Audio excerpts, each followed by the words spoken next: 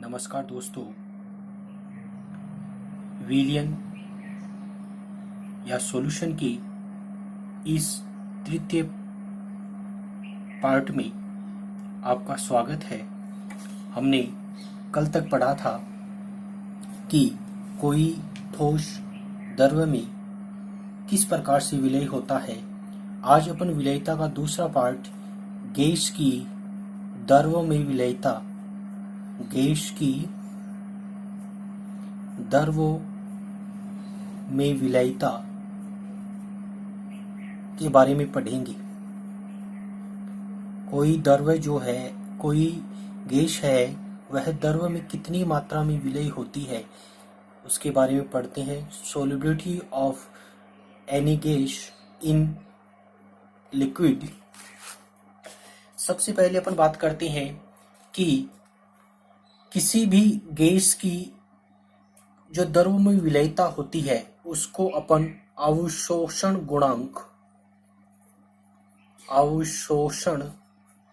गुणांक या absorption coefficient के द्वारा प्रदर्शित किया जाता है। किसी भी गैस की द्रव्यों में विलयता को अवशोषण गुणांक के द्वारा प्रदर्शित किया जाता है।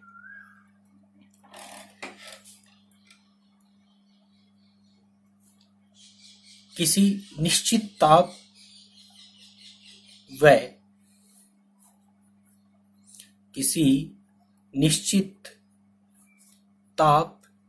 व एक वायुमंडलीय दाब का मान 1 एटमॉस्फेयर, एक वायुमंडलीय दाब पर विलायक के इकाई आयतन में, विलायक या सॉल्वेंट के इकाई आयतन में गैस की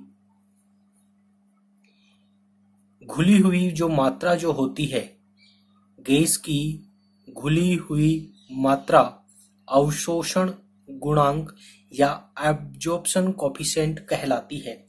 किसी निश्चित ताप व 1 एटीएम दाब पर विलायक के इकाई आयतन में किसी गैस की घुली हुई मात्रा उसका अवशोषण गुणांक कहलाती है।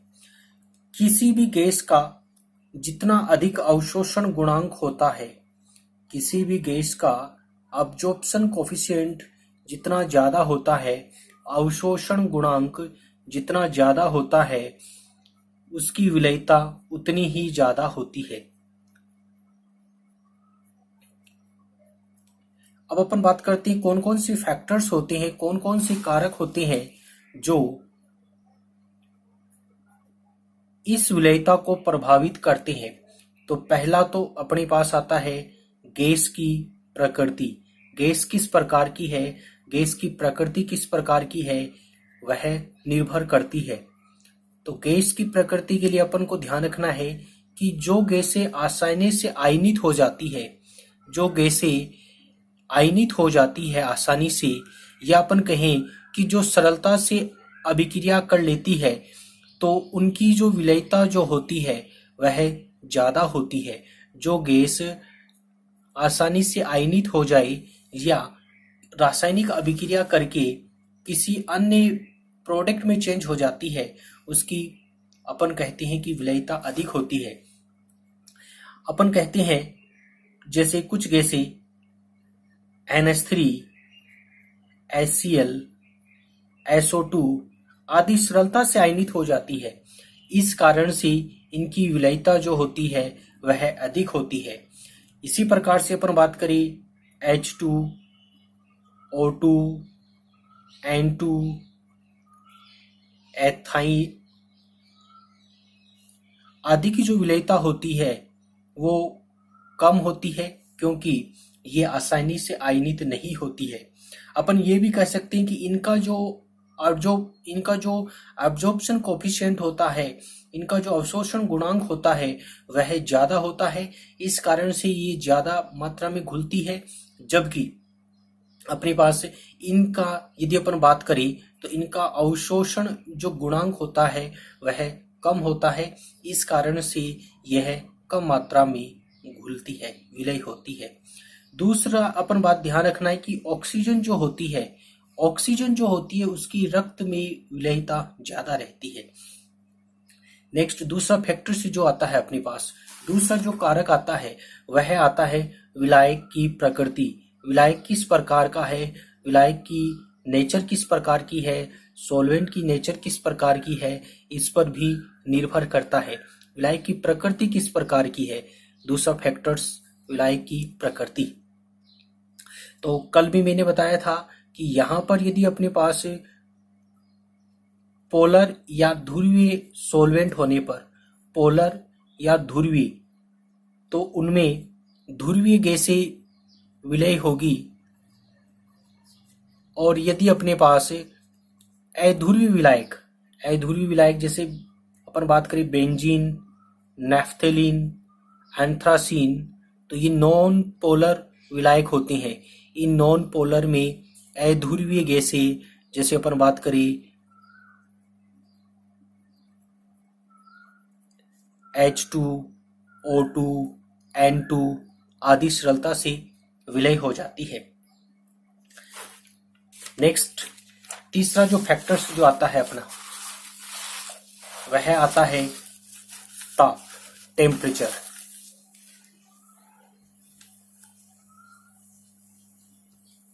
ताप या टेम्परेचर।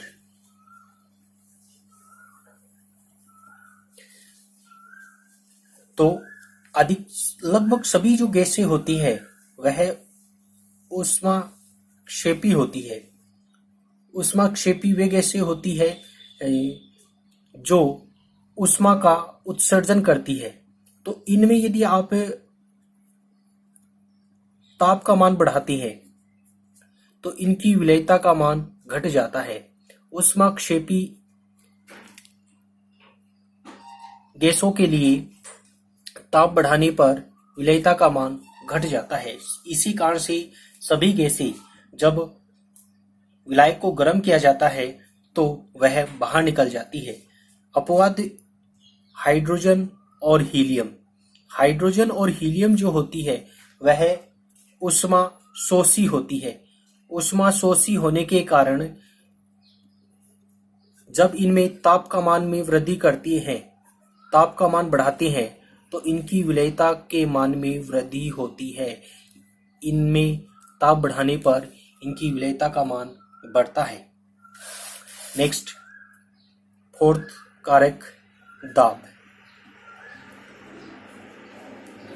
या प्रेशर। तो दाब को समझाने के लिए सबसे पहले एक हेनरी ने एक नियम दिया था और इसे कहते हैं अपन हेनरी नियम, हेनरी लॉ। हेनरी लॉ जो होता है वह दाब का और गैस की घुली हुई मात्रा के बीच में संबंध बताता है। इस नियम के अनुसार किसी स्थिर ताप पर किसी विलायक के इकाई आयतन में स्थिर ताप टेम्परेचर कांस्टेंट रहे तो विलायक के इकाई जो आयतन है, विलायक के इकाई आयतन में घुली हुई गैस की जो मात्रा होती है वह दाब के समानुपाती होती है। विलायक के इकाई आयतन में घुली हुई गैस की मात्रा दाब के समानुपाती होती है, या अपन कहें कि दाब के डायरेक्टली प्रोपोर्शनल होती है। स्थिर ताप पर विलायक के इकाई आयतन में घुली हुई गैस की मात्रा विलायक की सतह पर डाले गए दाब के समानुपाती होती है।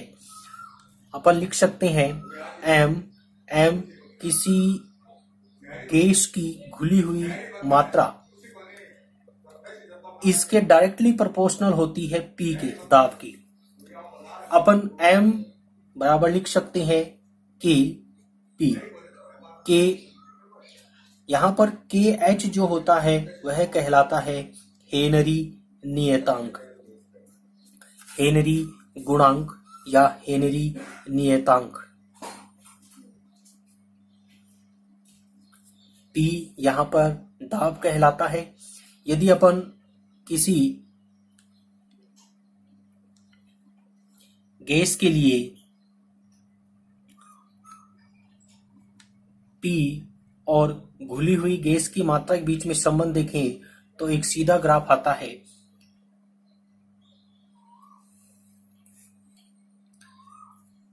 यदि विलायक के संपर्क में एक से अधिक गैसें आए, विलायक के संपर्क में एक से अधिक गैसें आए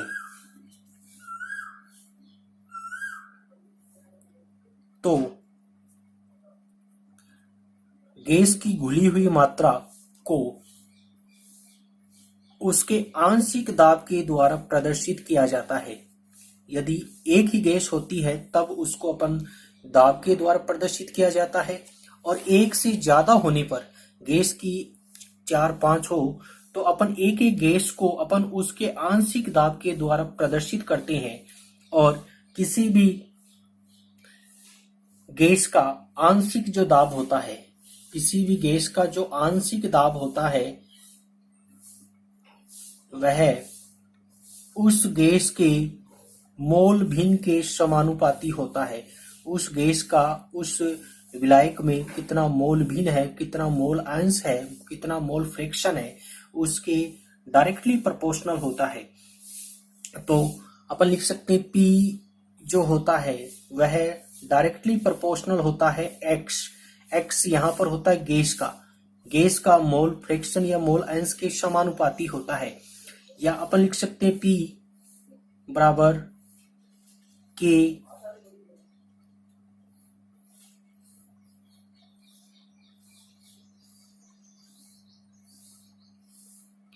तो अपन लिख सकते हैं यहाँ पर अपन लिख सकते हैं x समानुपाती P यहाँ पर गैस के लिए है और x बराबर KHP अपन लिख सकते हैं।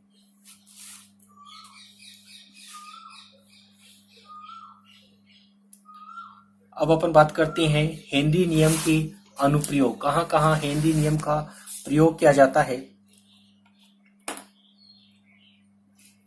पहला तो शीतल जो पेय होते हैं, शीतल पेय, उनमें CO2 की विलेयता बढ़ाने के लिए, CO2 अधिक मात्रा में घुले, CO2 की विलेयता बढ़ाने के लिए शीतल पेयों को अधिक दाब पर बंद किया जाता है। दाब जो होता है वो उनका अधिक रखा जाता है ताकि उनकी विलेयता अधिक रहे। दूसरा, गोता जो खोर होते हैं,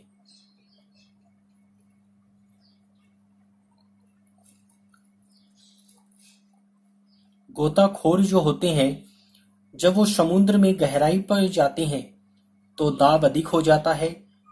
समुद्र में गहराई पर जाने पर दाब की वैल्यू जो होता है, दाब का जो मान होता है वो बढ़ जाता है। इस कारण से रक्त में विलेयता का जो मान होता है, रक्त में विलय हुई जो गैस होती है उसका मान बढ़ जाता है और मान बढ़ने के कारण रक्त में अधिक मात्रा में गैस घुल जाती है। और जब वह गोताखोर वापिस ऊंचाई की तरफ आता है तो दाब का मान कम हो जाता है, जिस कारण से शरीर में घुली हुई N2 और O2 गैसें बाहर निकलती है।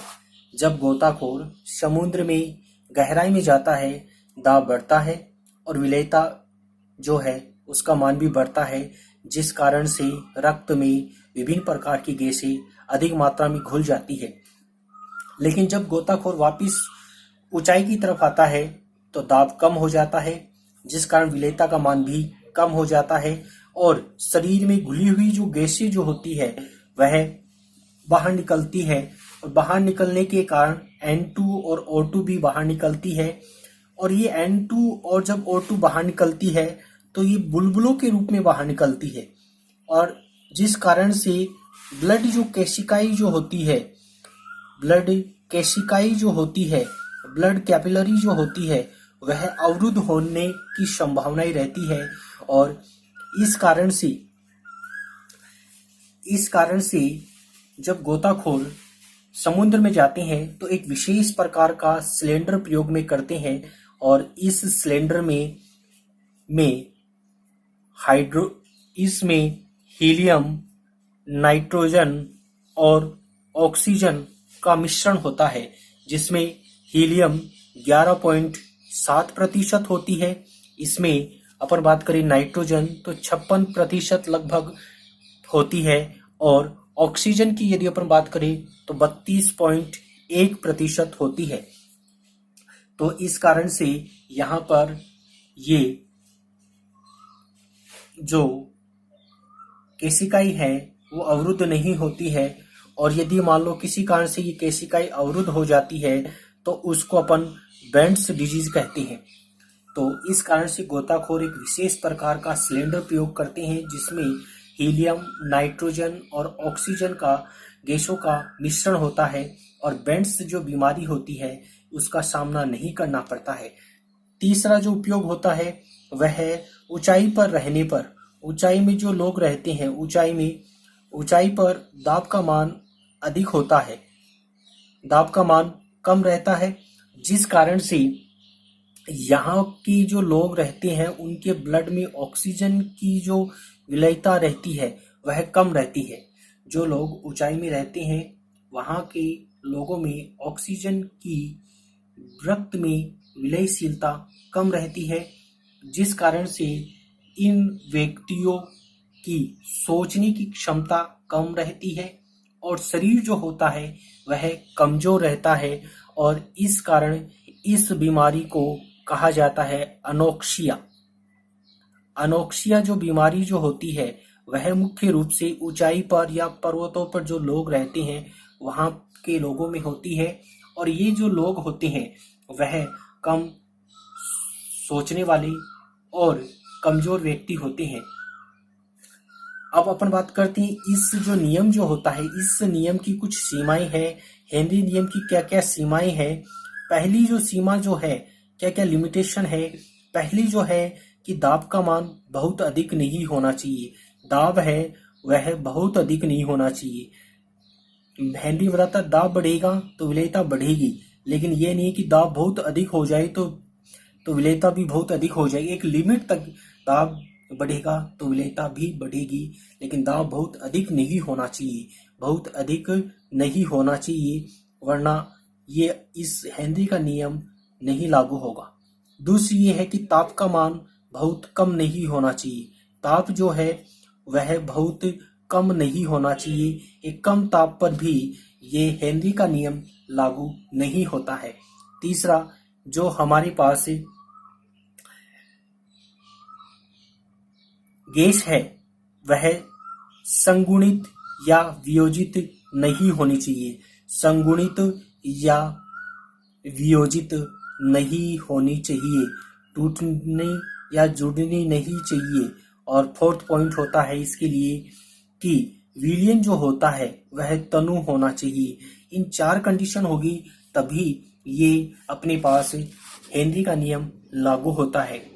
तो दोस्तों, ये मेरा तीसरा पार्ट था जो अपने पास गैसों की दरों में विलेयता के बारे में था। इससे पहले हमने 2 अन्य पार्ट्स जो हैं वो पढ़ चुके हैं, और मेरी ये उम्मीद है कि आपको ये मेरा ये पार्ट अच्छा लगा होगा। यदि अच्छा लगा हो तो लाइक और शेयर जरूर करें। अब कई बच्चों का मेरे पास कमेंट्स आ रहा है कि सर आप पढ़ाते ही हो, होमवर्क नहीं देते हो। तो आज से मैंने ये निश्चय किया है कि आपको कुछ होमवर्क दिया जाए। आप घर पे बैठे बैठे कुछ क्वेश्चंस दे रहा हूं, उनका उत्तर मेरा ये जो कमेंट्स बॉक्स है उस कमेंट्स बॉक्स में लिखे, या मेरे को जब स्कूल ओपन हो तब आप बता सकते हैं। पहला क्वेश्चन है अपने पास कि sodium chloride, NaCl, potassium chloride आदि जल में घुल सकते हैं, जल में घुल सकते हैं, जल में विलय हो सकते हैं। सोडियम क्लोराइड, पोटेशियम क्लोराइड आदि जल में विलय हो सकते हैं, लेकिन नेफ्थलीन, लेकिन नेफ्थलीन,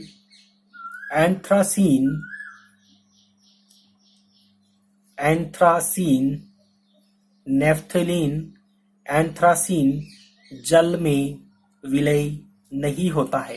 पहला क्वेश्चन अपने पास है, सोडियम क्लोराइड, पोटेशियम क्लोराइड आदि जल में घुल सकते हैं, लेकिन नेफ्थलीन, एंथ्रासीन जो है वह जल में नहीं घुलते हैं।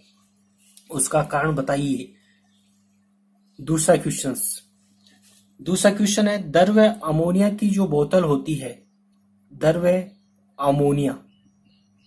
अमोनिया की बोतल खोलने से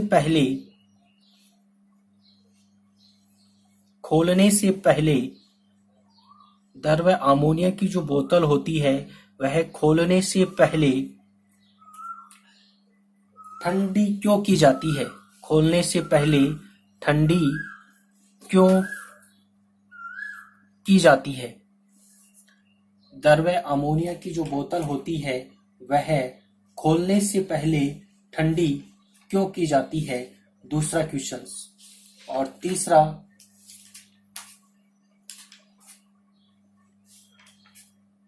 आपको बताना है कि 10%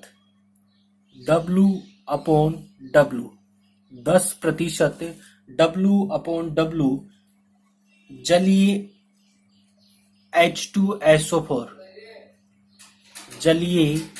H2SO4 की